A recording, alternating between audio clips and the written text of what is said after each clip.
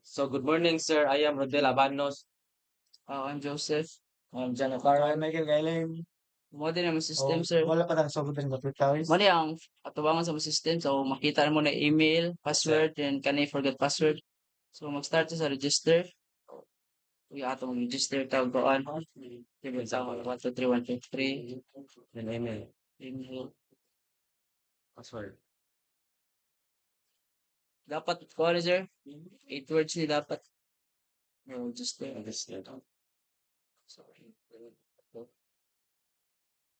Man yung mong dashboard, sir. So, makita naman diri ang kinsay pending, kinsay in progress, o kinsay complete. So, nami sa among dashboard, sa among tuba, kuha namin makita project, task, user, and kaning my task, sir. So, kung sugod na diri sa project, sir, pwede ta mag-add og diri, pwede ta mag-add og add the project. So, choose file. So, so deadline, may deadline ang project, status pending. Ito submit. Makita siya diri sir sa projects or task. May pending kuan, may pending. So, kanilang user sir, makita din mo ang sa mga nag-kuan, nag-register ning kuan. May task. So, for example, i-edit. Ito siya, man, pwede ka mag-edit diri sir, pending status. Pwede ito complete. So, submit. So, magawa siya diri sir sa project diri ang kuan.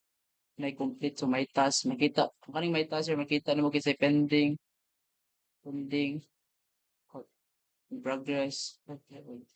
Complete. Kita na mo complete sir. So, alam mo no?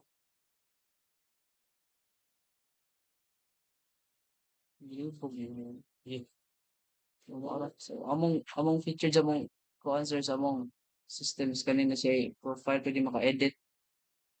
Lara pwede mo mailisan ang password ano niya. For example, tutulusan.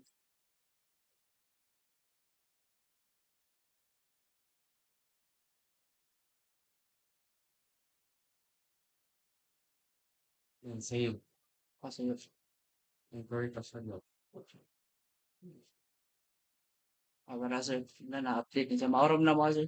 So, pwede mo ba-delete ang account kung kuhan. Sa kaning project, dali, pwede may maka-edit sir, dali, edit nimo.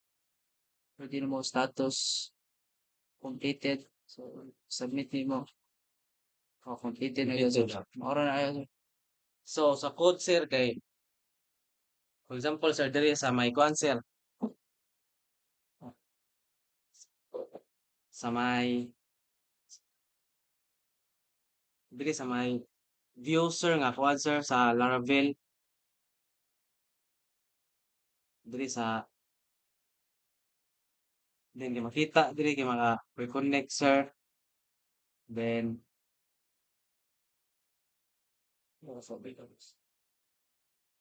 diri sa bootstrap din app.view kay sa mao ni ang kanang frameworks niya sir. Then makita ang iyang mga routes sir. Routes ya console.ph. Then sa provider bro. ID ang tagline file.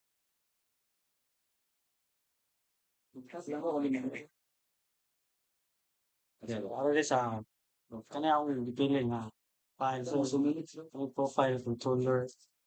So siya ang siya ang request gani nga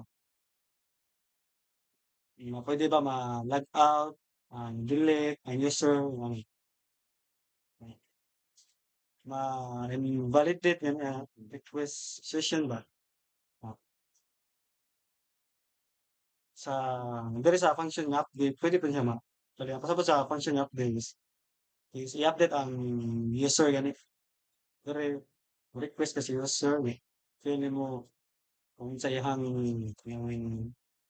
sa imong gusto nga i-update imo i-validate save na yun nga human matik na siya madto sa profile after nimo edit so ma-change na iyang user profile sa mao ni diri sa public facility. Yung status, pwede yung may status, ito sa libre. So, Igumaldo ito tong computer nila sa dire sa Task Task controller niya, sir. task controller kay maka-display ka og mga dito ang mga list sa mga resource na imong ma-input nya ang kaning mo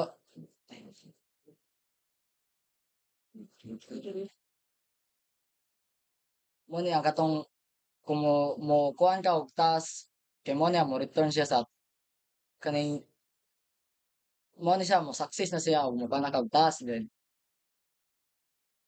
mo niya ang katong mga sa photo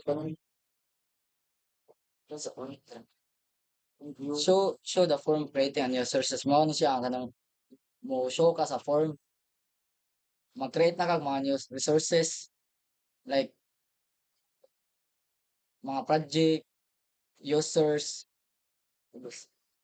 nya sa public function store kay mo ni siya ang atong mo mag-create na kag mga bago na mga like image data o iyang Balik man sa dashboard.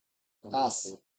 So, sa dashboard, sir, dashboard controller, sir, diri kay makita ka na yung katong dashboard sa output, sir. Then, kay makita diri ang mga status o mga pending ba, pwede na siya nga kay ma-edit po. Then, kay makita ang mga in progress and also completed, sir. Then, kay makita po ang mga assigned user ID, sir, nga katong mga kay login, sir. So, mao na to amo, sir. That's all, sir. Thank you. take care. I-post na